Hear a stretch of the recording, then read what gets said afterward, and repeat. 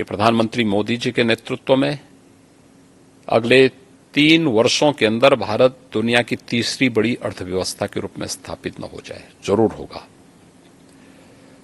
दुनिया के अंदर भारत की अपनी एक पहचान बनी है।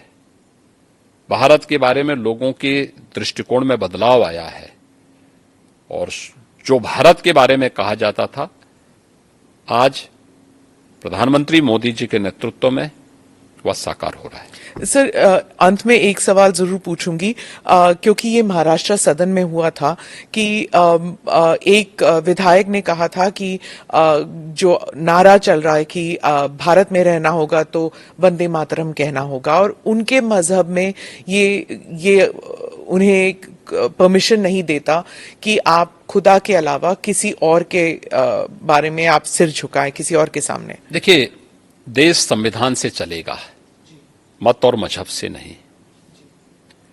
देखिए, मैं ईश्वर का भक्त हूं, ईश्वर में अगाध निष्ठा रखता हूं, लेकिन किसी पाखंड में विश्वास नहीं करता हूं।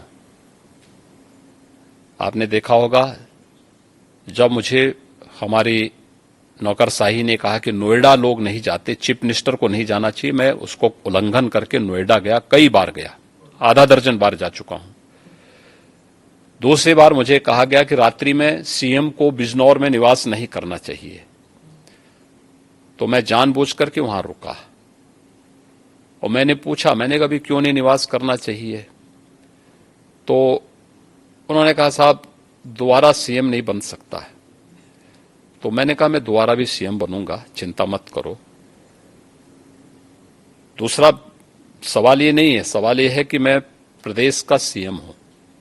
आप ये बोलिए ना कि साहब वहां रहने की व्यवस्था नहीं है, तो जो भी गेस्ट हाउस होगा उसी में रहेंगे ना, आखिर कोई तो रहता होगा।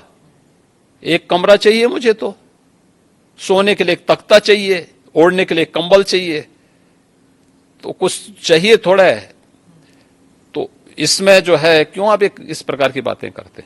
मैं गया था, रुका था वहां पे। ऐसे ही आगरा के सर्किट हाउस के बारे में कहा जाता था, यानी मुझसे पहले पता नहीं कोई सीएम रुका कि नहीं रुका, लेकिन कि वहां सर्किट हाउस में जो सीएम रुकता है वो अपशकुन हो जाता है। तो मैंने कहा, पूछा, मैंने कहा भी क्या अपशकुन होता है? उन्होंने कहा, साहब जो है उसकी कुर्सी चली जाती है।